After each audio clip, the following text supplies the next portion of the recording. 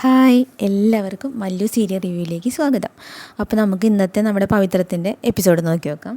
അപ്പോൾ ഇന്നലെ നമ്മുടെ വിക്രം ഭക്ഷണം കഴിക്കാൻ വന്നില്ലല്ലോ. അപ്പോൾ വേദ കുറേ നേരം കാത്തിരുന്നിട്ട് പോയി നോക്കുന്നുണ്ട്. അപ്പോൾ ഉമ്മർത്ത് പോയി നോക്കിയപ്പോൾ വെട്ടം വെളിച്ചൊന്നുമില്ല. അപ്പോൾ അങ്ങോട്ട് കയറി ചെന്ന് നോക്കിയപ്പോൾ നമ്മുടെ വിക്രം കിടന്നുറങ്ങിയിരിക്കുന്നു കേട്ടോ. അപ്പോൾ ചോദിക്കണ ആദ്യം വിളിക്കാമെന്ന് വിചാരിച്ചിട്ട് കൈ കൊണ്ട് ചെല്ലണുണ്ട്. എന്നിട്ട് പിന്നെ പറയുന്നുണ്ട് വേണ്ട, ഇനി പുറത്തുനിന്ന് വിളിച്ചു എന്നിട്ട് അടുത്ത് വഴക്കെന്നും പറഞ്ഞിട്ട് വിളിക്കാതെ പുതപ്പിട്ട് മൂടി കൊടുത്തിട്ട് ഇങ്ങോട്ട് പോരുകയാണ്. അത് കഴിഞ്ഞ് പിറ്റേ ദിവസം രാവിലെ നമ്മുടെ ശ്രീജയെടുത്തി അടുക്കളയിൽ ചായ ഇടുന്ന തിരക്കാണ്. അപ്പോൾ നമ്മുടെ നന്ദിനി ഓടി വരുന്നുണ്ട് കേട്ടോ. നന്ദിനി പറയുന്നുണ്ട്, ശ്രീജയെടുത്തി ഇന്നലെ നമ്മൾ പുറത്ത് പോയില്ലേ, ആ സമയത്ത് ഇവിടെ എന്തൊക്കെയോ കശപശ ഉണ്ടായിട്ടുണ്ടെന്ന് പറയുന്നത്. എന്ത് കശപശ നോക്കിയിട്ട് അമ്മയും വേദയും അച്ഛനും തമ്മിൽ എന്തോ ഉണ്ടായിട്ടുണ്ട്. വേദ എന്തോ പറഞ്ഞത് അച്ഛന് ഇഷ്ടപ്പെടാതിരിക്കേ, അതിന് മറുപടി പറയും, അങ്ങനെ എന്തോ ഉണ്ടായിട്ടുണ്ട് എന്ന് പറയുന്നുണ്ട് കേട്ടോ. അപ്പോൾ നിന്നോട് ധാര പറഞ്ഞേ, അമ്മ പറഞ്ഞു നോക്കിയാൽ പിന്നെ അമ്മ ഇത് പറയല്ലേ എന്ന് പറഞ്ഞു. എന്നാൽ പിന്നെ അച്ഛനായിരിക്കുമല്ലേ എന്ന്.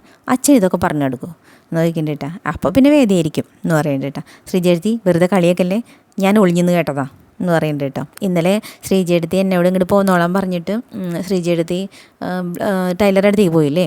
അപ്പോൾ ഞാൻ ഇങ്ങോട്ട് വന്ന് നോക്കിയപ്പോൾ ഉമ്മറത്തെ വാതിൽ അടഞ്ഞു കിടക്കുമായിരുന്നു. അപ്പോൾ ഞാൻ അടുക്കള വാതിൽ കൂടെ വരാമെന്ന് വിചാരിച്ചിട്ട് നോക്കുമ്പോൾ അവിടെ നിന്നുണ്ട് അടുക്കള വശത്തുണ്ട് കുശുകുശിപ്പ്. അപ്പോൾ ഞാൻ ഒളിച്ചു നിന്ന് കേട്ടു.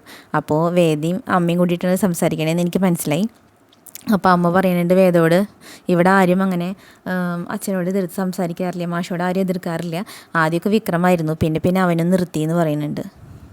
ഞാൻ പറഞ്ഞത് മോൾക്ക് വിഷമായോ എന്ന് ചോദിക്കുന്നുണ്ട്. അപ്പോൾ പറയുന്നുണ്ട് അതിന് അമ്മ എന്നോടൊന്നും പറഞ്ഞില്ലല്ലോ എന്ന് പറയുന്നുണ്ട്. കാര്യം എന്താണെന്ന് ഞാൻ അറിഞ്ഞാലല്ലേ അതിന് ഇത് ഉണ്ടാവുള്ളൂ എന്ന് വിചാരിച്ചിട്ട് ചോദിച്ചതാണ് അമ്മയെന്നൊക്കെ പറയുന്നുണ്ട് കേട്ടോ. അപ്പോൾ മാഷിക്ക് മോള് അവനെ നന്നാക്കിയെടുക്കും, അതിൽ മാഷിക്ക് സന്തോഷം തന്നെയേ ഉള്ളൂ. അതിൻ്റെ പ്രതി മോളുടെ ജീവിതം കളയരുതെന്നാണ് മാഷിക്ക് ഉള്ളൂ എന്ന് പറയുന്നുണ്ട് കേട്ടോ. അക്കാര്യത്തിൽ നിങ്ങൾ പേടിക്കേണ്ട എന്ന് പറയുന്നുണ്ട് കേട്ടോ. പിന്നെ അമ്മ പറയണതും കേട്ടു. ഇന്ന് അച്ഛൻ്റെ അടുത്തേക്ക് പോയിരിക്കുകയാണ്, വിക്രം എടുത്ത ഡ്രസ്സ് ഇട്ടിട്ടാണ് പോയിരിക്കണേന്ന് പറയുന്നുണ്ട്. അപ്പോൾ വേദയ്ക്ക് സന്തോഷമായി. അപ്പോൾ നന്ദിനിക്കത് കേട്ട് വലിയ പിടിച്ചിട്ടില്ല. അപ്പോൾ ഇത് കേട്ടപ്പോൾ ശ്രീജ പറയുന്നത് ഇതിലെവിടെയാ കശപശ, ഇത് നല്ല കാര്യമല്ലേ, അച്ഛൻ അവളെ അംഗീകരിച്ചു എന്നല്ല അതിൻ്റെ അർത്ഥം എന്ന് പറയുന്നുണ്ട് കേട്ടോ. അപ്പോൾ നന്ദിനി ഇത് പോസിറ്റീവ് എന്നല്ല എന്നൊക്കെ പറയുന്നുണ്ട് കേട്ടോ.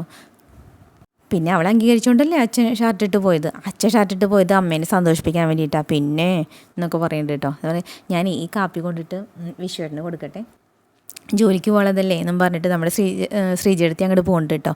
അപ്പോൾ അതിന് മുമ്പ് ശ്രീജയെടുത്തി പറഞ്ഞേ, നീ ഒന്ന് ആലോചിച്ച് നോക്കിയേ, വേദ വിക്രമിനെ നന്നാക്കിയെടുത്ത് നമ്മൾ വീട്ടിൽ എല്ലാവരും മക്കളും മരുമക്കളും പേരക്കുട്ടികളൊക്കെ ഈ സന്തോഷത്തോടെ ജീവിക്കുന്ന സമയം ഒരു കാര്യം ആലോചിച്ച് നോക്കിയെന്ന് പറഞ്ഞിട്ടാണ് ശ്രീജയെടുത്തി പോണത്.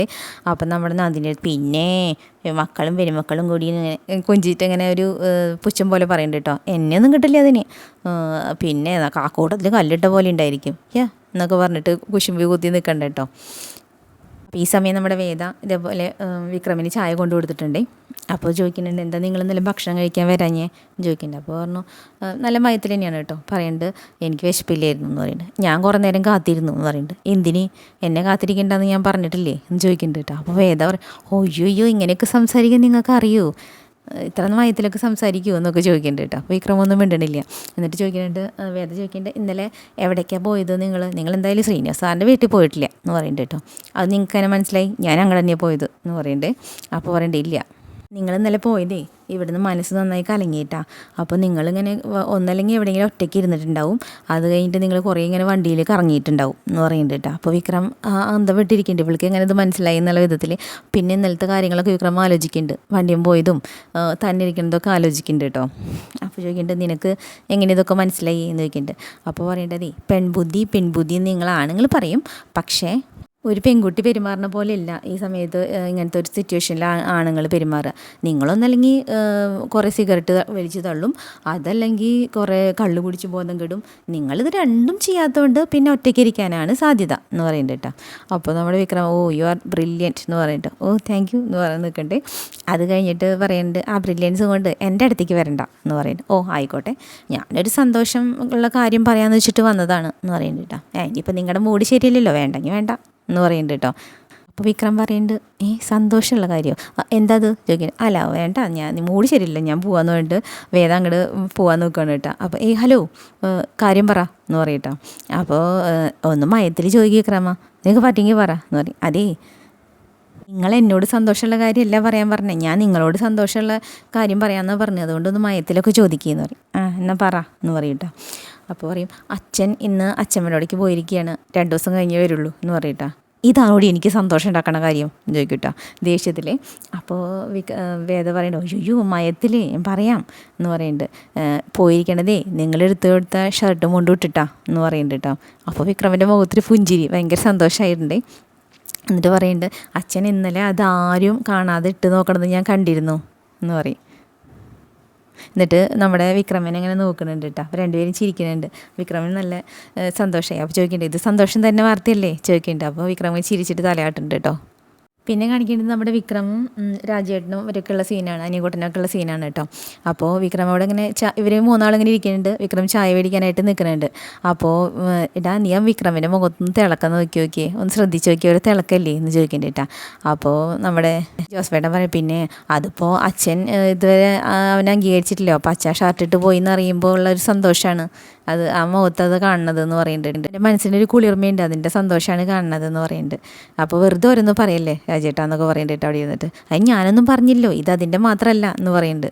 അപ്പം അച്ഛൻ്റെ കാര്യമല്ലേ സന്തോഷത്തിന് കാരണം, വേറെന്താ ചോദിക്കുന്നുണ്ട്. അതൊക്കെ തന്നെ, പക്ഷെ അതിന് കാരണക്കാരി ഇതാരാ, വേദയല്ലേ. ഇവനൊരു പാഠം പഠിപ്പിക്കുന്നു അന്ന് ആ കുട്ടി പറഞ്ഞപ്പോൾ ഞാൻ വിചാരിച്ചത് ഇവൻ്റെ നാശം കാണാനാ കുട്ടി വന്നിരിക്കണേന്നാ. ഇപ്പോഴല്ലേ ശരിക്കും അതിൻ്റെ അർത്ഥം മനസ്സിലായത്. അവൾ പഠിപ്പിക്കാമെന്ന് പറഞ്ഞ പാഠം സ്നേഹത്തിൻ്റെ പാടാടാ എന്ന് പറയുന്നുണ്ട് കേട്ടോ. അപ്പോൾ ഇതൊക്കെ കേട്ട് വിക്രമം ഒന്നും ഇങ്ങനെ മിണ്ടാതിരിക്കുന്നുണ്ടേ. നല്ല പാഠം പഠിപ്പിക്കാമെന്ന് അവൾ പറഞ്ഞേ. ഇവൻ്റെ അമ്മോടല്ലാണ്ട് ആരോടും സ്നേഹത്തോട് കൂടിയിട്ട് ഒരു കാര്യം സംസാരിക്കാറില്ലല്ലോ. അപ്പോൾ അതുകൊണ്ട് സ്നേഹത്തിൻ്റെ പാഠം പറഞ്ഞു കൊടുക്കാമെന്നാണ് അവൾ പറയണത്. അവൾ ഇവിടെ മാറ്റിയെടുക്കും എന്നൊക്കെ പറയുന്നുണ്ട് കേട്ടോ. എന്നിട്ട് അനിയൻകുട്ടനോട് എന്താ ഇനി ഒരൊറ്റ കാര്യം കൂടി പറയണ്ടു എന്ന് പറയുന്നുണ്ട്. എന്ത് കാര്യം ചോദിക്കുന്നുണ്ട്. എടാ അനിയൻകുട്ട ആ ഡയലോഗ് ഒന്ന് പറഞ്ഞേ എന്ന് പറയുന്നുണ്ട് കേട്ടോ. അപ്പോൾ അനിയൻകുട്ടൻ നമ്മുടെ മറ്റേ സ്ഫടികത്തിലെ ഡയലോഗ് എടുത്ത് കാച്ചിട്ടുണ്ട്, ലാലേൻ്റെ ഡയലോഗൊക്കെ എടുത്ത് കാച്ചിട്ടുണ്ട്. അപ്പോൾ നമ്മുടെ വിക്രം വേണ്ടിയിട്ട് അനിയൻകുട്ടനെ ഓടിക്കുന്നുണ്ട്, അടിക്കാൻ ഓടിക്കുന്നുണ്ട്. ആ സമയം നമ്മുടെ ശ്രീനിവാസൻ സാറ് വിളിക്കുന്നുണ്ട് വിക്രമത്തിനെ. അപ്പോൾ വിക്രം പറയുന്നുണ്ട് സാർ ചോദിക്കുന്നുണ്ട് ഇന്നലെ തൊട്ട് വിളിക്കുകയാണല്ലോ അത് എവിടെയാണെന്ന് ചോദിക്കുന്നുണ്ട്. അപ്പോൾ അല്ലേ സാർ ഞാൻ അത് എത്തുന്നു പറഞ്ഞിട്ട് വേഗം കയറി പോകുന്നുണ്ട് കേട്ടോ. എനിക്കുള്ള ഞാൻ വന്നിട്ട് തരാടാന്നും പറഞ്ഞിട്ട് കയറി പോകുന്നുണ്ട്, ബൈക്ക് കയറിപ്പോയി. ഈ സമയത്ത് നമ്മുടെ വേദയുടെ വീട്ടിൽ ദർശൻ ചേട്ടൻ വരുന്നുണ്ട് കേട്ടോ.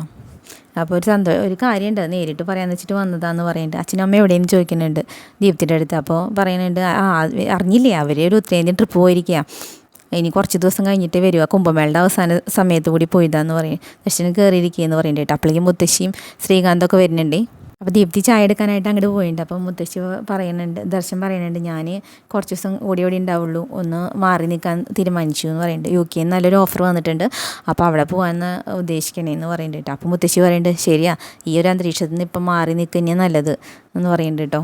ശ്രീകാന്ത് ചീത്ത പറയുന്നുണ്ട്, എന്തിനാ ഇത് അങ്ങോട്ടും കൂടെ അല്ലാത്ത വഴിയിൽ പാതി വഴിയിൽ നിൽക്കുമ്പോൾ നീ എന്തിനാ പോണേ ദർശാന്ന് ചോദിക്കുന്നുണ്ട്. അപ്പോൾ എന്ത് പാതി വഴിയെന്ന് നീ പറയണേ, വേദയുടെ കാര്യമാണോ പറയണേ, മുത്തശ്ശി വിടാവുണ്ട് കേട്ടോ. വേദയുടെ കാര്യമാണോ, അത് പാതി വഴിയൊന്നുമില്ല, ആ കാര്യത്തിൽ ഇനി പ്രതീക്ഷ വേണ്ട എന്ന് പറയുന്നുണ്ട് കേട്ടോ. ശ്രീകാന്ത് മുത്തശ്ശിയോട് ചൂടാവുന്നുണ്ട്.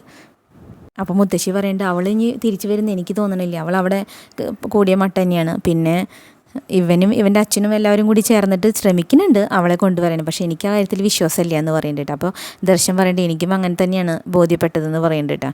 അപ്പോൾ നമ്മുടെ ശ്രീകാന്ത് പറയുന്നത് മതി ഉപദേശിച്ചത്, മുത്തശ്ശി അകത്ത് പോകും, ഇനി ഇതിനെക്കുറിച്ചൊന്നും സംസാരിക്കേണ്ട എന്നൊക്കെ പറയുന്നുണ്ട് കേട്ടോ. അപ്പോൾ ദർശനോട് പറയുന്നുണ്ട് മുത്തശ്ശി നല്ലൊരു കുട്ടിയെ കണ്ടുപിടിച്ച്, ദർശന് നല്ല എക്സ്പീരിയൻസ് ഒക്കെ ഉള്ളതല്ലേ, ഇവിടെ തന്നെ കൂടാലോ. അപ്പോൾ നല്ലൊരു കുട്ടീനെയൊക്കെ കണ്ടുപിടിച്ച്, സ്വന്തം പ്രൊഫഷണലൊരു കുട്ടീനെയൊക്കെ കണ്ടുപിടിച്ച് കഴിഞ്ഞാൽ രണ്ടാൾക്ക് ഒരേ കമ്പനിയിൽ തന്നെ വർക്ക് ചെയ്യാമല്ലോ എന്നൊക്കെ പറയുന്നുണ്ട് കേട്ടോ. അപ്പോൾ അതും കൂടി കേട്ടപ്പോൾ ദർശൻ നല്ല ചീത്ത പറയുന്നുണ്ട് മുത്തശ്ശീനെ. മുത്തശ്ശി നല്ലൊരു കുട്ടിയെ കണ്ടുപിടിക്കാത്ര, ഇവിടെ ഉണ്ടായിരുന്നു അങ്ങനെ ഒരു കുട്ടി, നിങ്ങളുടെ അന്ധവിശ്വാസങ്ങളും അനാചാരങ്ങളും കാരണമാണ് അങ്ങനെ ഉണ്ടായിപ്പോയത്, എന്നിട്ട് ഉപദേശിക്കാൻ വന്നിരിക്കുന്നു, മതി മുത്തശ്ശിക്ക് ഇനി ഇതിനെക്കുറിച്ച് ഉപദേശിക്കാൻ ഒരു അർഹതയില്ല, മുത്തശ്ശി എനിക്ക് പോകുന്നൊക്കെ പറയുന്നുണ്ട് കേട്ടോ. മുത്തശ്ശി അപ്പോൾ ആകെ വിഷമത്തിലിരിക്കണം. അപ്പോൾ ദർശൻ പറയുന്നത് വേണ്ട വഴക്കിടണ്ട എന്നൊക്കെ പറയുന്നുണ്ട് കേട്ടോ. അപ്പോൾ വഴക്കിട്ടതല്ല, ആദ്യം കുറച്ച് പറയായിരുന്നു, വയസ്സായ സ്ത്രീയല്ലേ അങ്ങനെ പറയേണ്ടെന്ന് പറയുന്നുണ്ട്, കുറച്ച് മുന്നേ പറയേണ്ടതായിരുന്നു, ഇതല്ല ഇത്തിരി കുറഞ്ഞു പോയോ എന്ന് എനിക്ക് സംശയം എന്നൊക്കെ പറയുന്നുണ്ട് കേട്ടോ. അപ്പോൾ ദീപ്തി വേഗം മുത്തശ്ശിനെ വിളിച്ചിട്ട് മുത്തശ്ശി നമുക്ക് അകത്ത് പോയിരിക്കാമെന്ന് പറയുന്നുണ്ട് കേട്ടോ. അപ്പോൾ ഇത് നമ്മുടെ ശ്രീകാന്ത് പറയേണ്ട അകത്തേക്ക് കൊണ്ടുപോകേണ്ടതൊക്കെ കൊള്ളാം ദീപ്തി, ഇവർ പറഞ്ഞതാണ് അവസാനത്തെ വാക്കെന്ന് വേദന പോലും നീ വിചാരിച്ച് കളയരുത് എന്നൊക്കെ പറയുന്നുണ്ട്. മുത്തശ്ശി പിന്നെ ഒന്നും വേണ്ടിയില്ല കേട്ടോ. അപ്പോൾ മുത്തശ്ശീനെ കൂട്ടിയിട്ട് നമ്മുടെ ദീപ്തി അങ്ങനെ അകത്തേക്ക് പോയി. അങ്ങനെ നമ്മുടെ ദർശനും ശ്രീകാന്തും കൂടി സംസാരിച്ചിരിക്കുന്ന രംഗത്തോട് കൂടിയിട്ടാണ് നമ്മുടെ ഇന്നത്തെ എപ്പിസോഡ് അവസാനിച്ചിട്ടുള്ളത് കേട്ടോ.